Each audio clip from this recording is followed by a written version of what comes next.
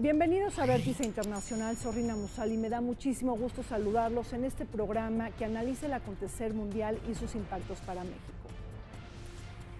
Hoy un programa que no puede faltar, la problemática que gira alrededor de los tiroteos en Estados Unidos y el llamado terrorismo blanco que ha dejado una estela de dolor y desesperanza social ante la multiplicidad de grupos de odio en Estados Unidos y de actos supremacistas que están preocupando a Estados Unidos, a México y a la comunidad internacional.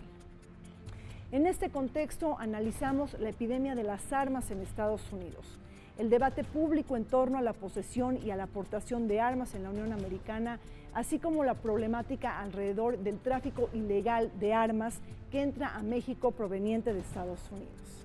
Por favor, les pido que me acompañen. La segunda enmienda a la Constitución de los Estados Unidos de América fue establecida el 15 de noviembre de 1791, la cual menciona textualmente que, siendo necesaria una milicia bien ordenada para la seguridad de un Estado libre, no se violará el derecho del pueblo a poseer y portar armas. Originalmente se trataba de un añadido para territorios donde, en aquel entonces, la seguridad era proporcionada por ejércitos privados o grupos de autodefensa. Sin embargo, con el paso del tiempo, las armas de fuego se han usado en muchos de los casos para cometer asaltos, lesiones y homicidios.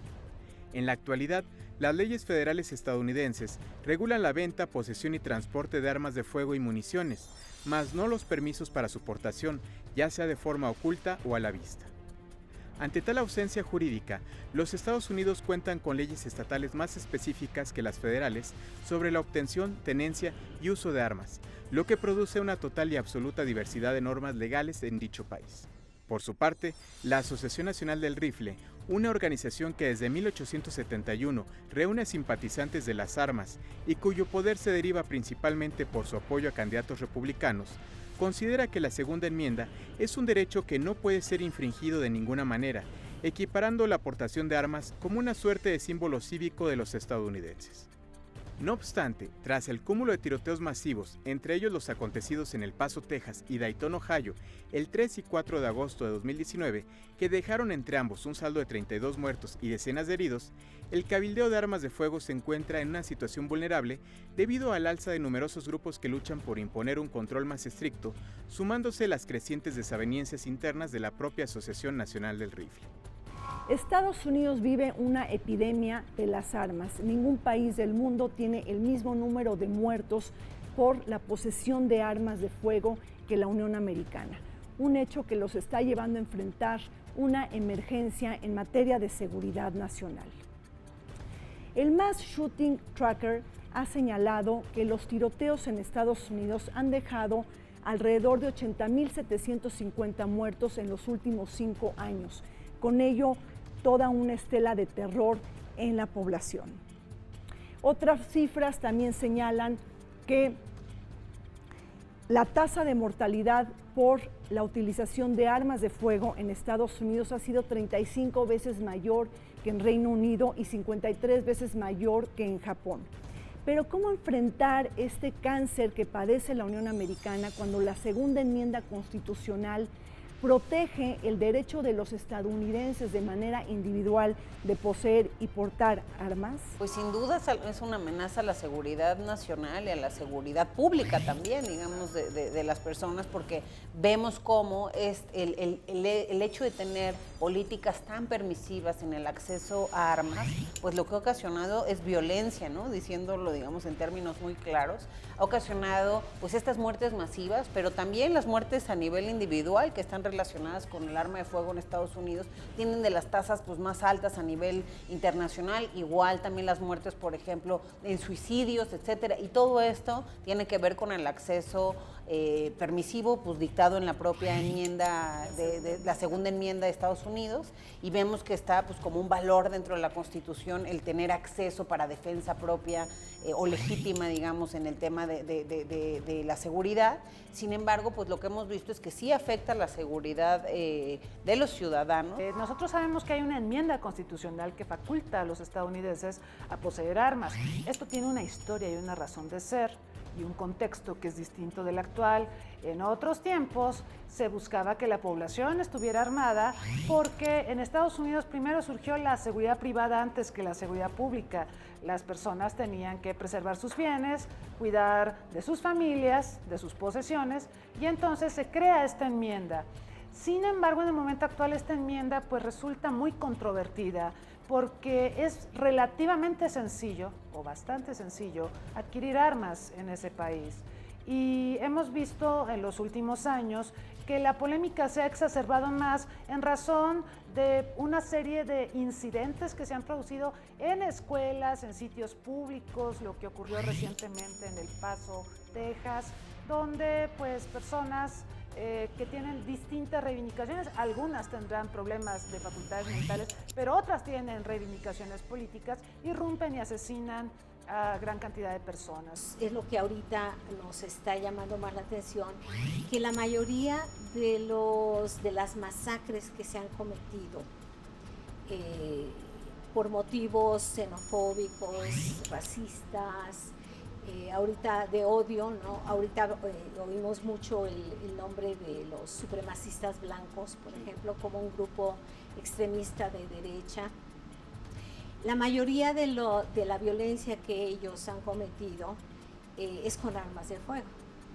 Y este caso de la balacera, ¿no? del asesinato de más de 22 personas, muchos de los cuales eran mexicanos de nacimiento o de descendencia, se comete precisamente con un arma de asalto y por una persona que se identifica a sí mismo como supremacista blanco y que tenía por objetivo, porque él mismo lo confesó, su objetivo era matar mexicanos. Aunque las estadísticas varían según sus fuentes, si procedemos a realizar un comparativo del total de muertos entre los tiroteos del 2014 al 2019 y los conflictos beligerantes en Estados Unidos, estas solo han sido superadas en 4 ocasiones: la Guerra Civil, la Primera y Segunda Guerras Mundiales y la Guerra de Vietnam.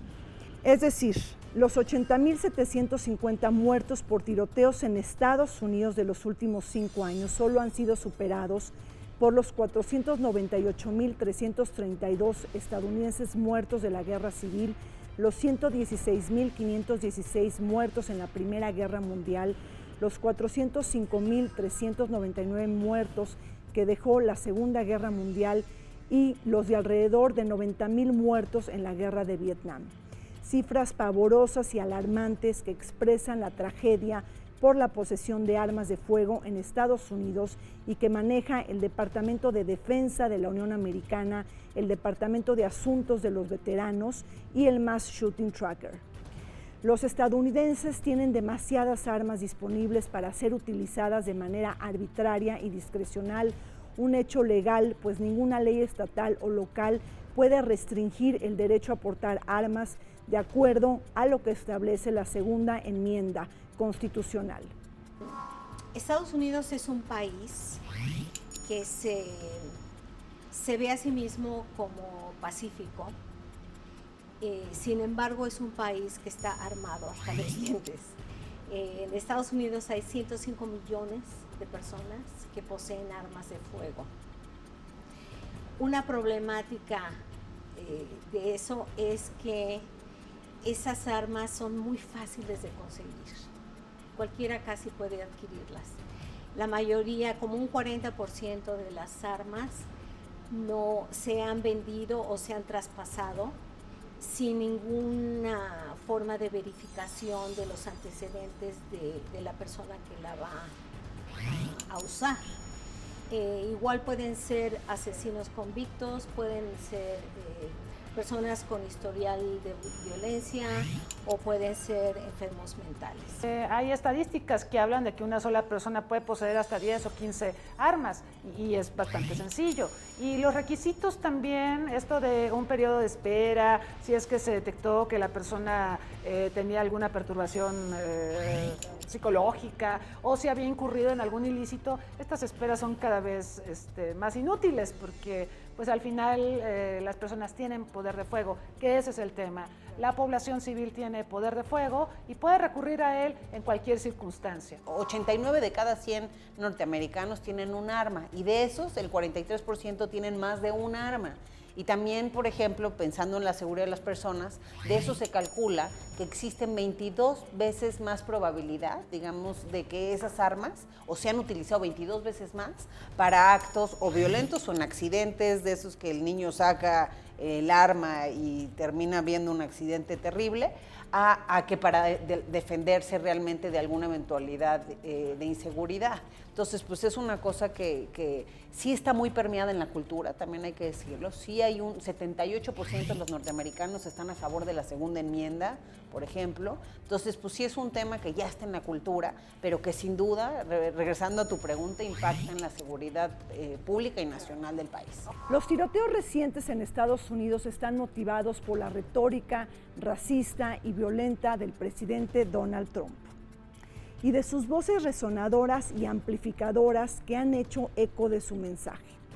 Los grupos supremacistas blancos y nacionalistas. Las matanzas en El Paso, Texas y el de Dayton en Ohio tan solo dejaron 31 muertos durante el fin de semana del 3 de agosto. El baño de sangre orquestado por Patrick Crusius, el hombre blanco de 21 años que abrió fuego en un Walmart en El Paso y que tuvo como propósito expreso matar a mexicanos, tras haber sido revelado su manifiesto que se entrecruza con el lenguaje xenófobo, antimigrante y tóxico de Donald Trump y que generó clic en esta mente disfuncional. El mismo que utilizó el sitio 8chan, un foro en línea utilizado entre los nacionalistas blancos, en donde también se publicaron los autoproclamados manifiestos de la masacre de Christchurch en Nueva Zelanda, el ataque a una sinagoga en California y el tiroteo del Paso, Texas. Bueno, esta situación y en particular el caso del tiroteo, de la masacre en El Paso, Texas, nos hace ver una problemática que está presente hoy, pero que viene ya desde tiempo atrás y que tiene que ver con, por un lado, la abundancia de armas letales, armas de fuego en Estados Unidos y por otra, el sentimiento antiinmigrante, antimexicano, racista, digamos, que se ha dado en Estados Unidos durante los últimos años. Siempre ha estado latente, pero se ha visto principalmente desde que empezó la administración del presidente Trump. Hay, por supuesto, que poner en contexto la victoria de Trump, porque la demografía de Estados Unidos está cambiando. Antes de Trump, ¿quién fue presidente? Obama. Y nosotros vimos un resurgimiento de crisis raciales, hubo incluso comentarios que denostaban a la primera dama, al propio Obama, a la familia presidencial, y esto se exacerbó mucho.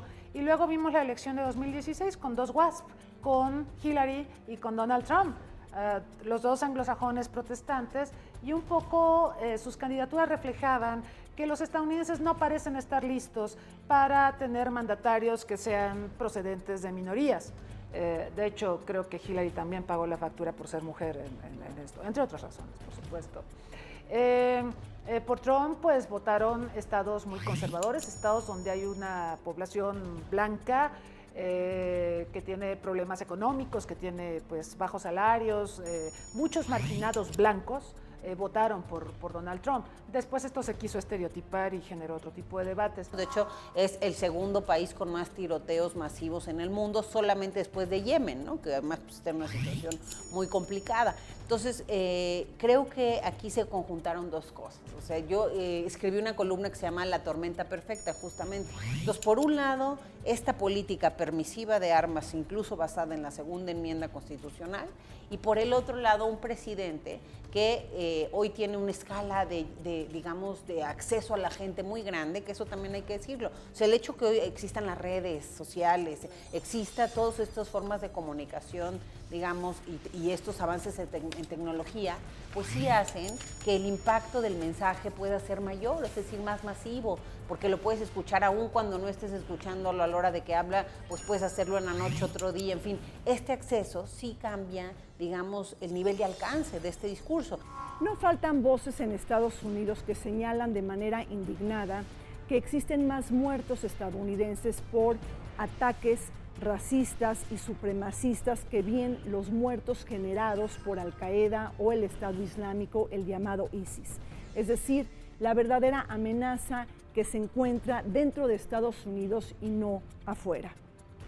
Por otro lado, resulta de manera sorprendente cómo han crecido los grupos de odio en Estados Unidos. Grupos antimigrantes, antimusulmanes, antijudíos, anti-LGBT, nacionalistas, negros, así como aquellas voces que buscan silenciar la existencia del Holocausto judío. Por otro lado, el Centro Legal para la Pobreza Sureña ha señalado que en el último año se incrementaron el 50% de los grupos de odio de supremacismo blanco en la Unión Americana. En el 2017, de haber tenido alrededor de 100 grupos, ahora existen casi 150. Es decir, en donde California, Texas y también Florida han sido los estados que más registran estos grupos, los grupos de la barbarie y de la vergüenza. Más o menos 54% de los encuestados están convencidos de que el presidente Trump es racista.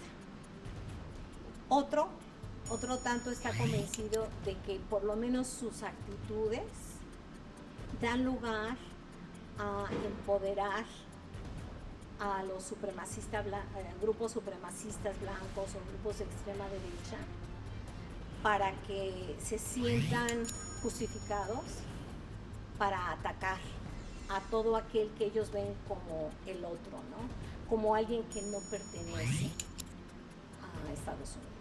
Y el discurso del presidente, también hay que decirlo, desde la campaña y de manera reiterada durante todo lo que lleva de presidente, pues ha sido en contra de los migrantes, en contra de los mexicanos, nos ha llamado pues de todo, nos ha llamado rateros, delincuentes, violadores, bueno, ha tenido en muchos de sus eventos ejemplos concretos ejemplos que pareciera él querer hacer como que fuera la realidad cotidiana. Es decir, vean al migrante que dañó a un estadounidense y se llama Juan Pérez y tal, cuando en realidad a lo mejor Juan Pérez es un caso aislado.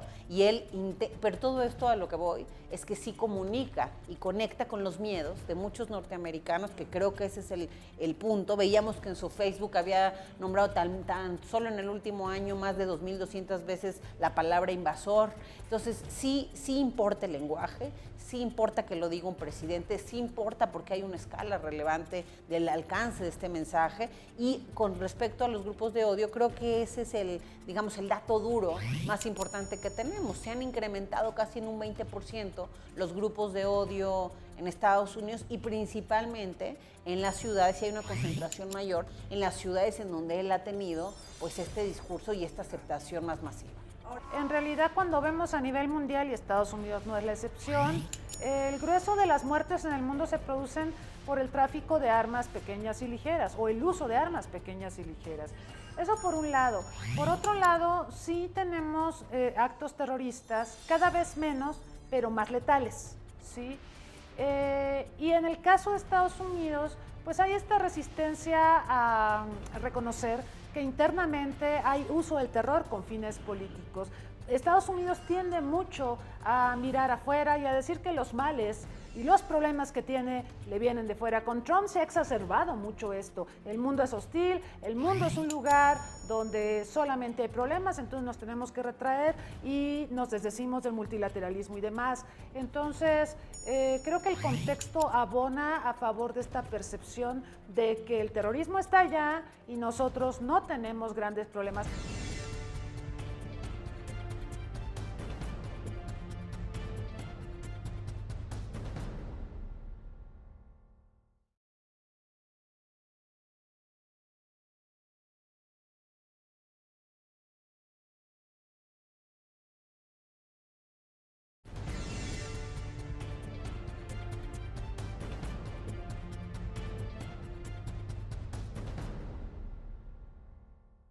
En un ambiente crispante y lleno de acciones premeditadas rumbo a las elecciones presidenciales del 2020, en Estados Unidos se está atestiguando nuevamente un capítulo sobre el debate público en torno a la posesión y a la aportación de armas, en donde líderes de las organizaciones civiles, gobernadores, voces de legisladores y también funcionarios públicos se han dejado sentir sus pronunciamientos en las últimas semanas.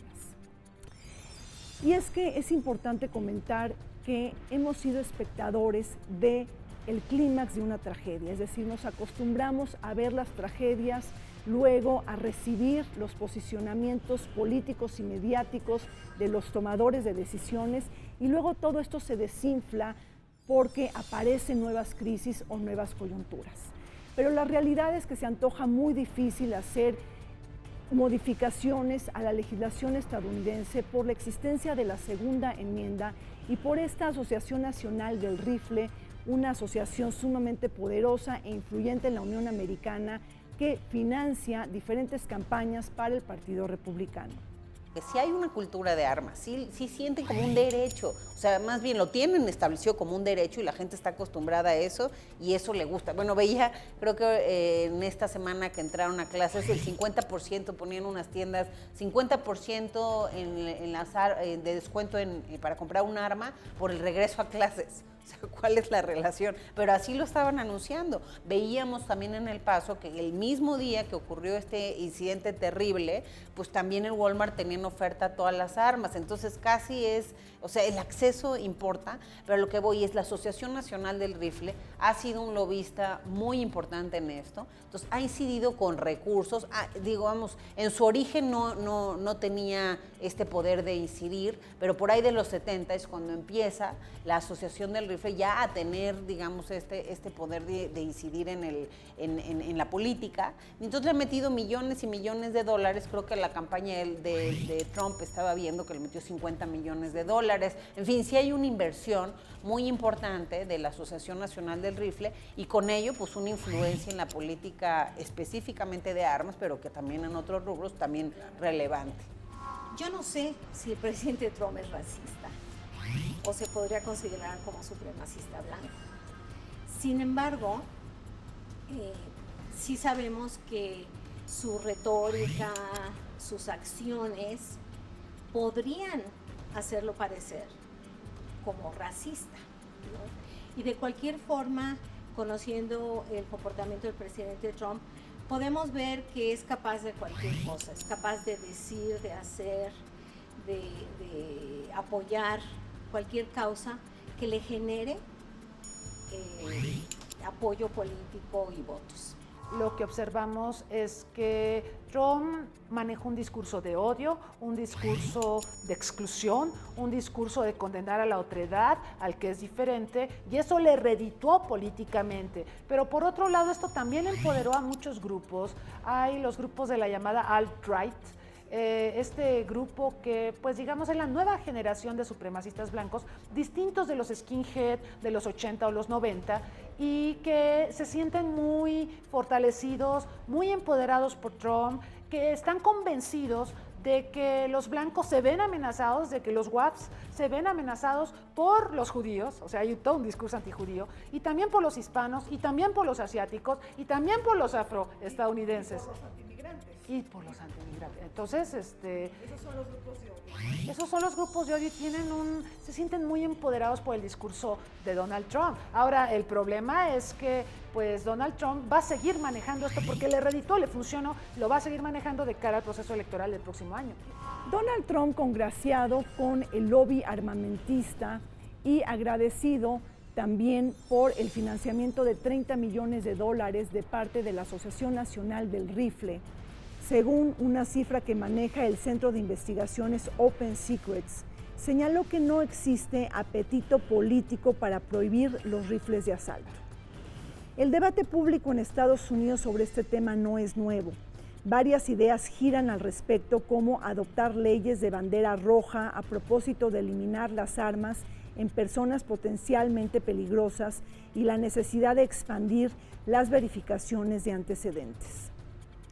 Aunque los líderes del Senado, controlado por los republicanos, han rechazado medidas similares, Mitch McConnell ha señalado que podrían ser parte de futuras discusiones.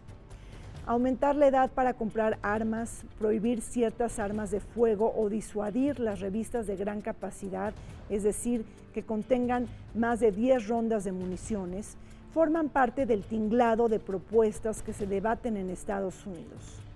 Sin embargo, todo ello parece improbable de suceder con la presidencia trumpista y el control de los republicanos en el Senado. Hay un consenso entre los estadounidenses de que es necesario endurecer el control de armas, por lo letales, por lo mucho que se han usado en ataques masivos. Más o menos el 83% de los estadounidenses está de acuerdo que se debe de endurecer este control. De hecho, el 72% de los miembros de la Asociación Nacional del Rifle están de acuerdo en que deben endurecerse los controles. Sin embargo, no hay realmente voluntad política a los altos niveles en la administración y en el Congreso para lograrlo.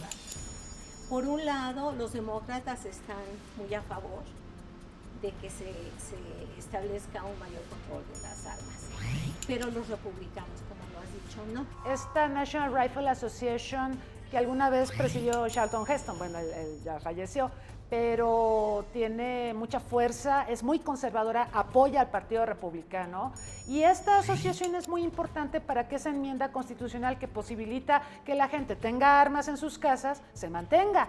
Entonces, cada vez que sale a relucir el debate de vamos a legislar respecto a esa enmienda y vamos a tratar de evitar que haya armas en poder de la población común y corriente, la National Rifle Association pues hace protestas y tiene mucho apoyo, es muy poderosa. Por el otro lado, en el tema electoral que le cueste a Trump, ahí hay otra tarea también, creo, en la que el gobierno puede contribuir, o estas mismas redes, digamos, de migrantes, organizaciones, etcétera. Creo que lo que ha faltado ahí a veces es organización. Es decir, somos 35 millones de personas o 37 millones de personas de origen mexicano en Estados Unidos, pero no tenemos ese peso político, primero porque muchos de los que se pueden ciudadanizar no lo han hecho. Creo que más de 2 millones están ahí, 2.7, ¿no? 2.7 millones de personas pudieran ciudadanizarse y eso pues contribuiría. Entonces creo que, y por el otro lado, en el caso de que si le va a costar o no, bueno, en el voto latino puede tener un impacto, aunque todavía falta mucho para la elección.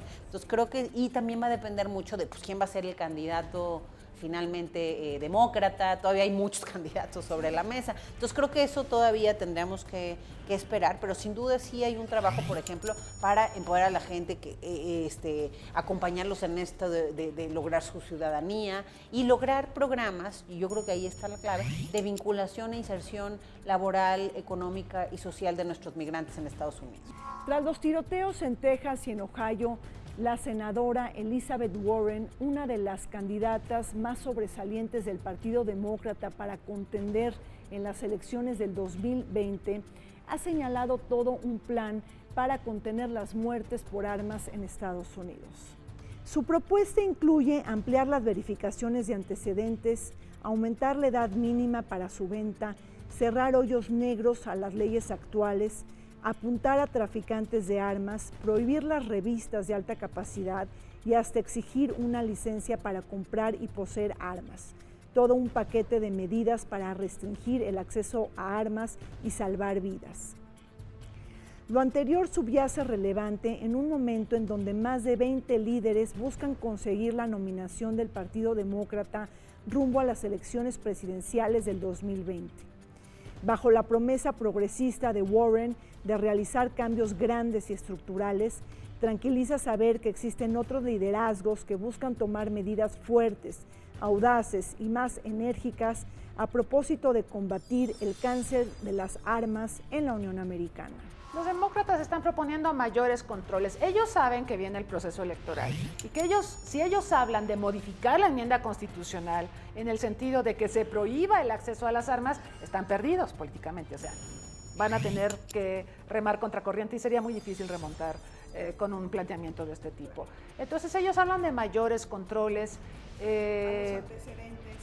Por ejemplo, esto de los antecedentes penales. Si alguien tiene antecedentes penales, pues darle largas, o sea, alargar lo más posible la posibilidad de que obtenga armas, ¿no? O el tema de la edad mínima para comprar armas.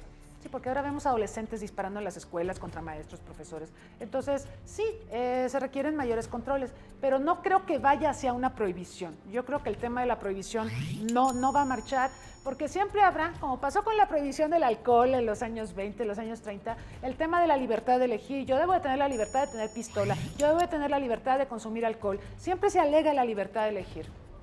Y muy mal entendida. Sí, hay muchas organizaciones de derechos civiles, tanto de la población en general como latinas, ¿no? que buscan contrarrestar el poder de la Asociación Nacional del Rifle y que tienen alianzas con miembros del Congreso demócratas que se aliaron en un momento con la anterior administración demócrata del presidente Obama. Sin embargo, no hay ningún contrapeso que pueda debilitar a la Asociación Nacional del Rifle, porque nadie dona tanto dinero a las campañas como esta asociación. Y actualmente el presidente Trump ha decidido apoyar o ponerse del lado de la asociación. El debate público en Estados Unidos quedaría incompleto si no incluimos el extremismo violento en Internet. Pero ¿qué está haciendo Google, Twitter y Facebook para erradicar los contenidos extremistas online? Bajo esta pregunta, Donald Trump, el presidente de Estados Unidos, convocó por parte de la Casa Blanca a una cumbre tecnológica el pasado 9 de agosto.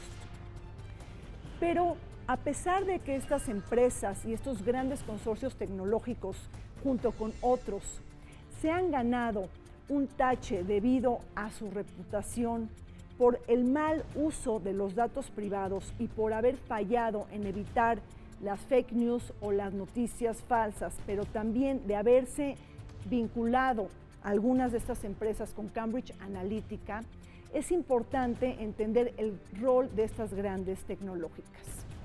Y es que, gracias a Cambridge Analytica, hay que recordarlo, este fue un enclave que permitió la victoria de Donald Trump en Estados Unidos y también la materialización del Brexit. Por más que estas empresas puedan realizar diversas medidas para contrarrestar los contenidos agresivos e intolerantes en Internet, esto será una batalla perdida mientras que el mismo presidente de Estados Unidos atiza el odio y abona a la división. Todas las compañías, las plataformas de redes sociales en Estados Unidos se encuentran ante un dilema. Por un lado, respetar el derecho constitucional a la libre expresión. Por otro lado, no permitir que se utilicen sus plataformas para fomentar odio, para fomentar violencia, para fomentar ataques, ¿no? Ataques letales. Y sé que han tratado de establecer un sistema que podría considerarse como censura, en el que determinan de alguna manera, ¿no? Mediante una fórmula, qué lenguaje o qué expresiones se dan se permiten en sus redes sociales. Que algo que se ha hablado, pero no lo hemos tomado, digamos, quizá tan en serio o con la prioridad que se debe, tema de la ciberseguridad. O sea, es un tema en donde el día de mañana pues ya no necesitas salir a la calle incluso con una pistola, etcétera, para asaltar a alguien, ya lo haces desde una computadora, ¿no? Incluso imagínate terroristas que manden drones ya con digamos, en vez de personas. En fin, realmente la tecnología sí pone retos muy importantes en materia de seguridad, pero creo que también en materia de datos personales, en materia de la información que compartimos o no en nuestras redes y todo eso, digo, por ejemplo, en México, pues sí te puede poner muy en riesgo que tú pongas a los lugares a los que vas, a donde vienes, en fin, lo utiliza el crimen también para poder eventualmente delitos como el secuestro, extorsión y algunos otros delitos de alto impacto. Entonces sí creo que el tema de las redes es muy importante, porque también tenemos que ver cómo usarlo, pues digamos, para bien, ¿no? O cómo contrarrestar los daños que puede la tecnología traer, en fin, o por el mal uso, digamos, de estas tecnologías, cómo se puede contrarrestar. Pero lo que es una realidad en el caso de Trump y en el caso, digamos, de la comunicación, es que hoy eso lo que sí permite, que a lo mejor en otro tiempo era distinto, sí permite tener un acceso muy fácil a los mensajes de odio, a incluso no solo a los mensajes de odio de Trump, sino también a, como decíamos, pues a ciertos videos. En internet, aparte de mensajes de odio que dicen que hay razas inferiores y hay razas inferiores, también hay situaciones donde te encuentras cómo hacer una bomba sucia, cómo hacer un arma química, cómo hacer un arma biológica. Es decir, las tecnologías de la información nos proveen de mucha información que podemos usar para el bien, pero quien quiera hacer daño también puede utilizar esta información. Entonces, tenemos una discusión muy fuerte respecto a la gobernabilidad de Internet, porque pues Internet nació en el sector público, fue una creación del Departamento de Defensa de Estados Unidos, pero ahora está fuertemente dominada por el sector privado, y el sector privado no quiere regulaciones porque alega que cualquier regulación va a inhibir la interconectividad en la red. Entonces se niegan a acatar disposiciones de gobernanza procedentes de los estados. Eso también lo vamos a tener que debatir y resolver.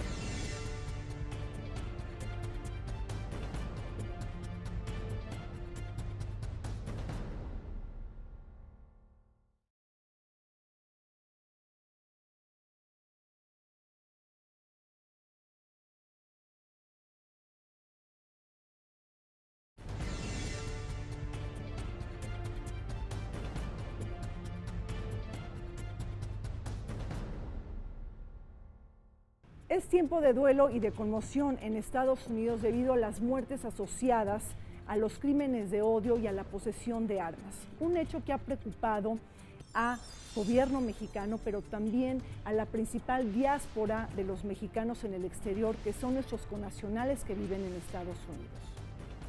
Los mexicanos en Estados Unidos que están padeciendo los embates de los grupos de odio y que estamos viviendo de alguna manera el sufrimiento ante los ataques racistas y supremacistas por nuestro origen, color de piel, identidad y hasta por el lenguaje.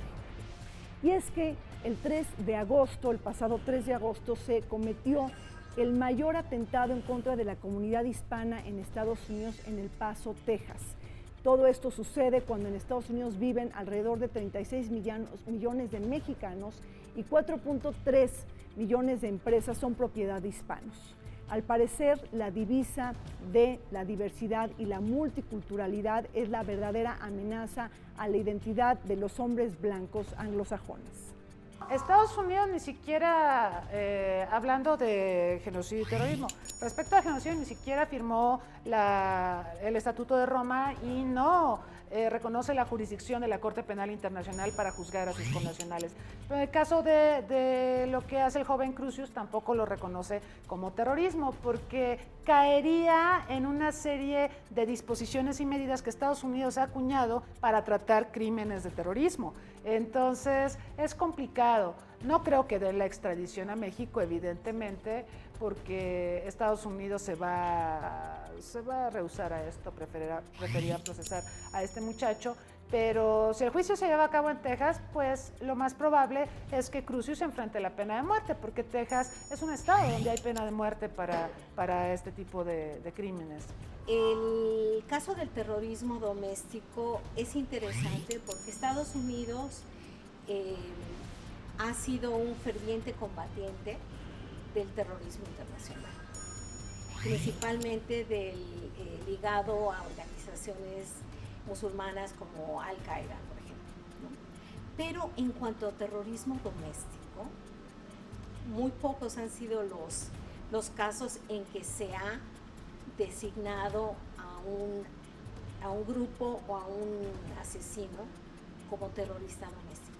De hecho, la definición es tan estricta que no se puede. En el caso de ahora del terrorista, del asesino de El Paso, no creo que entre en la definición, porque principalmente tiene que traer una intención de, por ejemplo, influir en las políticas del gobierno estadounidense, de obligar a las autoridades o a un sector de la población a hacer algo específico.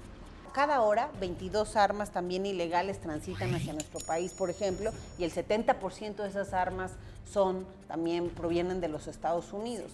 Entonces, pues sí hay incluso en la incidencia delictiva, digamos, o en las tasas de homicidio de Estados Unidos, pues vemos cómo está también en el 80% de los homicidios está implicada un arma de fuego. Muy similar también, en México también el 70% de los homicidios tienen una relación con un arma de fuego.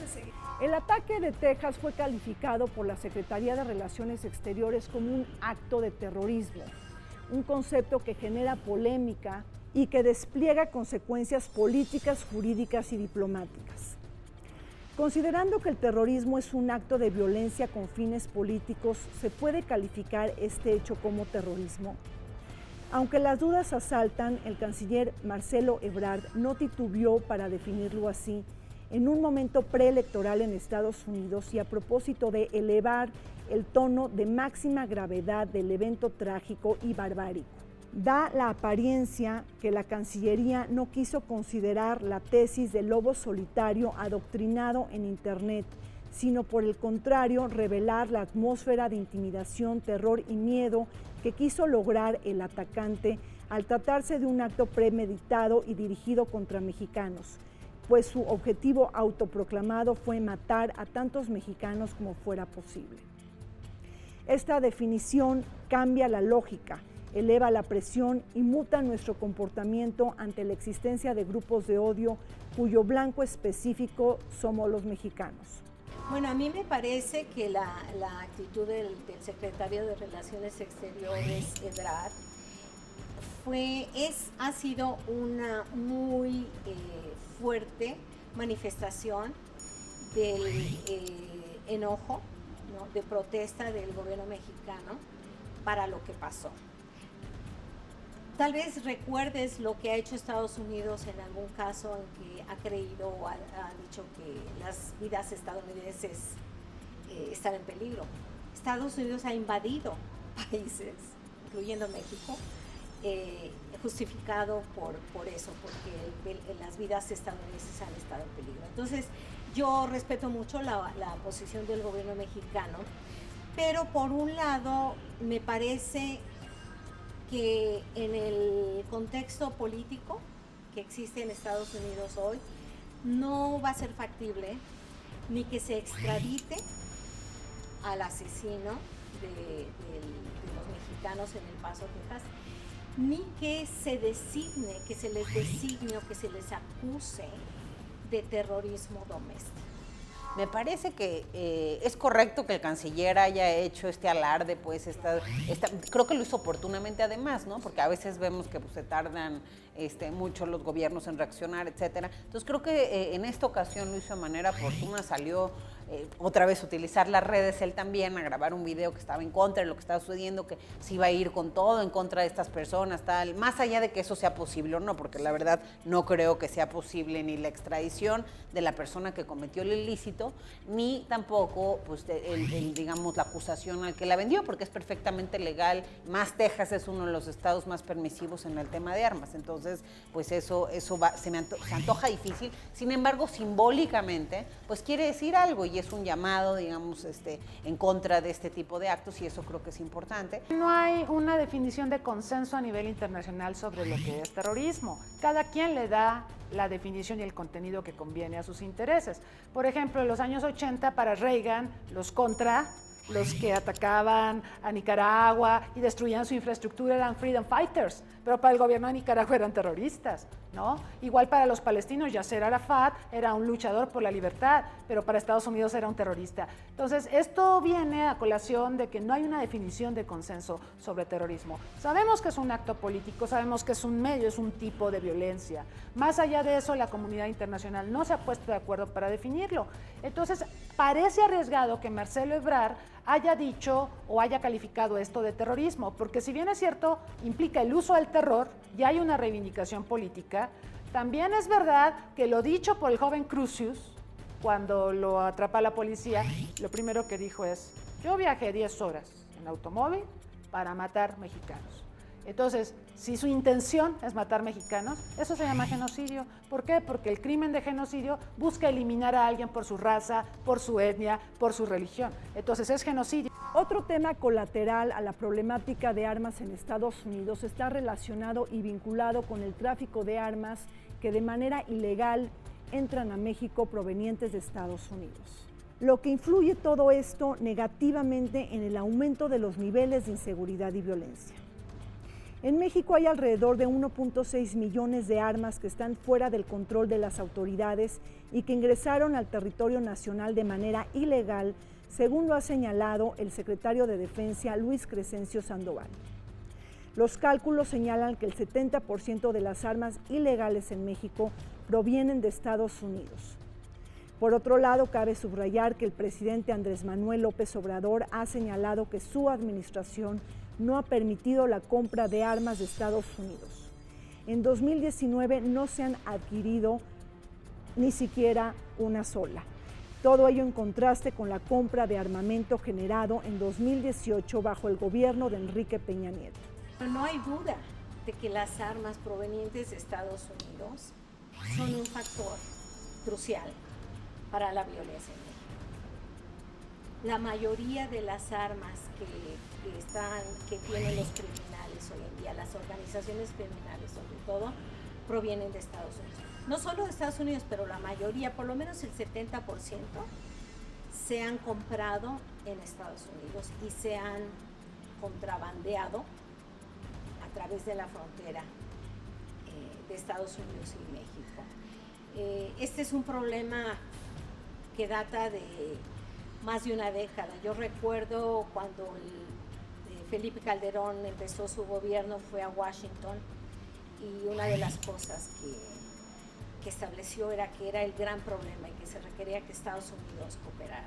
Pues salió Calderón, salió Peña Nieto y no se ha hecho gran cosa. Si realmente Estados Unidos quiere colaborar en darle un golpe maestro a la delincuencia organizada en México, hay dos cosas que debe hacer: detener el tráfico ilícito de armas pequeñas y ligeras, porque estas armas dotan del poder de fuego a la delincuencia organizada, y lo otro, por supuesto, es congelar los activos y de los recursos financieros que maneja la delincuencia organizada. Como esto no lo hace Estados Unidos seriamente, pues asumimos que seriamente no quiere combatir a la delincuencia organizada ni colaborar con México en los esfuerzos que nosotros realizamos. Ayer Ebrard lo mencionó en la reunión con Pompeo, que mencionó dos temas que creo que son importantes: el de las armas y el de los vuelos a la Ciudad de México de repatriados, porque Estados Unidos también de manera unilateral hace un año y medio canceló esos vuelos. ¿Y qué te está generando? Una presión terrible en la frontera norte, en donde hoy tienes a los que te deportan, incluso a los 500 que deportan a la semana a la Ciudad de México, hoy por esas fronteras en donde de por sí son ciudades inseguras. Entonces esto viene a otra vez caldo de cultivo. Los que están ahí intentando cruzarse, ¿no?, que ya los tienes ahí también, y ahora estos creo que ya van 50,000 de Remain in México, de esos que se esperan en México a ver si les dan la visa. Y bueno, tú sabes que esos procesos son 1 año, 2, cuando bien nos va. Entonces realmente creo que por un lado es eso, y por el otro lado el reclamo que hizo de pues que sí hagamos algo en contra de este tráfico de armas. Pero tampoco es nuevo, es decir, otros presidentes y gobiernos lo han reclamado. Me acuerdo en su momento Calderón hizo ahí como hasta un acto en Ciudad Juárez de no more weapons, ¿no? Y en fin, hay varios que... Entonces creo que lo importante ahora con el canciller sería, como tú dices, como están llegando a ciertos acuerdos que miden cada 2 meses o que miden cada temporalidad, pues ponerle igual una temporalidad y digamos como cuestiones muy puntuales, no solamente el dicho de no al tráfico de armas, sino con qué mecanismos vamos a trabajar para que exista una política de armas, digamos, en la frontera más restrictiva. El siglo XXI está amenazado por una serie de fuerzas y de actores. Por ejemplo, el Brexit, Donald Trump, el despliegue de los extremismos, nacionalismos, las guerras religiosas y también culturales. Y es que de no saber conducir el enojo colectivo podemos llegar a dinamitar la democracia y la convivencia pacífica. La satanización de los mensajes de Donald Trump en contra de los migrantes mexicanos le debe de costar electoralmente al presidente de Estados Unidos. Por eso resulta imprescindible que el gobierno mexicano apoye el empoderamiento político de los actores mexicanos en Estados Unidos y que no abandone su estrategia de cabildeo político. Por un lado, como tú dices, es pensar en el empoderamiento de la gente y en el acompañamiento, porque, digamos, el racismo y la xenofobia no solo tenemos que esperar a la muerte, digamos, tan terrible, al homicidio tan terrible que se dio a estas personas, sino que se da día a día en la vida cotidiana. Lo vemos en espacios públicos, en escuelas, en comunidad. Entonces, creo que el gobierno ahí, uno, acercar a la gente los mecanismos de acompañamiento, es decir, qué instituciones te pueden ayudar en caso de que alguien te esté insultando, en caso que alguien esté aplicando, digamos, alguna medida o alguna cuestión racista en contra de ti, porque eso está sucediendo. ¿Cómo identificas si algo es racista o no? Suena tonto, pero en la normalidad de la violencia y en la normalización, digamos, del racismo que se ha dado en Estados Unidos, incluso la gente no está detectando que a lo mejor eso está siendo un acto en contra de las personas y más cuando son indocumentados, pues tienen más miedo. Entonces hay patrones que les han bajado el sueldo y los amenazan con avisarle al ICE que están ahí. En fin, ha habido abusos y creo que eso es importante, que haya el ABC de cómo reconocer estos actos y cómo acompañarlos y quién te puede ayudar, y eso con la red de 50 consulados, más los aliados que tenemos, organizaciones que estén trabajo, digamos, de grassroots, de a pie, con gente cerca de la comunidad, es fundamental. La Secretaría de Relaciones Exteriores y especialmente los consulados están haciendo una labor realmente notable, un gran esfuerzo por apoyar a los mexicanos que viven en Estados Unidos y en otros países, pero principalmente a los que viven en Estados Unidos. Yo fui migrante durante muchos años y estuve muy cercana a los programas del gobierno mexicano, pero veo ahora la situación se ha complicado con estas políticas antimigrantes y sobre todo ahora con digamos, estos ataques contra mexicanos. La población está muy asustada o de que los vayan a deportar o de que los vayan a matar, es la realidad. Entonces los consulados mexicanos en Estados Unidos están haciendo una gran labor de brindar asesoría, de informar a toda la comunidad de origen mexicano sobre sus derechos, sobre estrategias, qué hacer en caso de que los quieran deportar, por ejemplo, en caso de que los vayan a atacar. De entrada tenemos que trabajar con los estados, California, Texas, Nuevo México, Arizona, Nevada, donde tenemos una población, Illinois también, donde tenemos una población de origen mexicano significativa. Somos muchos millones allá, los connacionales. Sin embargo, no están empoderados, no están debidamente organizados, no tienen la influencia económica y política que tiene, por ejemplo, la comunidad cubana en Miami o ya no digamos la comunidad judía, ¿no? Entonces, faltaría conectarnos más con ellos y visibilizar también que la problemática que se está generando a raíz del discurso de odio de Donald Trump está dañando sensiblemente la relación bilateral. Y bueno, recordarle a Estados Unidos, a propósito del tráfico de armas, a propósito de todo lo que está ocurriendo, además del tema migratorio, recordarle que su seguridad pasa por México y que si México se sigue desestabilizando y se siguen produciendo este tipo de incidentes, no vamos a llegar a ningún lado. No es benéfico para Trump, no es benéfico para Estados Unidos, mucho menos para nosotros. Llegamos al fin de Vértice Internacional. Como siempre les recordamos que este programa se transmite todos los martes a las 21 horas y los sábados en repetición a las 7 de la noche. Vértice Internacional, 10 años descifrando el mundo.